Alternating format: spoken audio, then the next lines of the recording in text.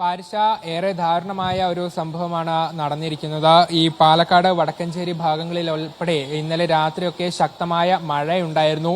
ഇന്ന് പുലർച്ചെ ഈ കണ്ണമ്പ്ര കൊട്ടേക്കാട് ഭാഗത്തെ ഒരു വീട് തകർന്നു വീണ് അമ്മയും മകനും മരിച്ചിരിക്കുകയാണ്.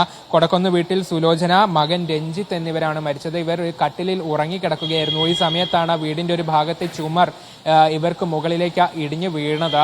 ഇത് ശബ്ദം കേട്ട നാട്ടുകാർ ഈ പരിസരത്തേക്ക് ഓടിയെത്തിയപ്പോഴാണ് ഈ അമ്മയും മകനും തകർന്നു വീണ അവശിഷ്ടങ്ങൾക്കിടയിൽ കുടുങ്ങിക്കിടക്കുന്നുണ്ട് എന്നുള്ളത് മനസ്സിലാക്കിയത്. ഉടൻ തന്നെ ഫയർഫോഴ്സിനെയും പോലീസിനെയും ഉൾപ്പെടെ വിവരം അറിയിച്ചു.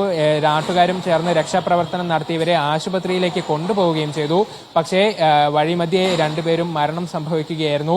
സുലോചന തൊഴിലുറപ്പ് തൊഴിലാളിയാണ്, മകൻ ബസ്സിലെ ഒരു ജീവനക്കാരനാണ്. ഏറെ ദാരുണമായ ഒരു സംഭവം. ഈ നാട്ടിലുള്ളവർക്ക് വലിയൊരു ഞെട്ടലാണ് ഈ ഒരു സംഭവം ഉണ്ടായിരിക്കുന്നത്. ഏതായാലും പാലക്കാട് ജില്ലയിൽ അങ്ങിങ്ങായി ചെറിയ തോതിൽ മരം വീണും ഉൾപ്പെടെ അപകടങ്ങളൊക്കെ സംഭവിച്ചിട്ടുണ്ട്. മഴ ഇപ്പോഴും ജില്ലയിൽ തുടരുകയാണ്.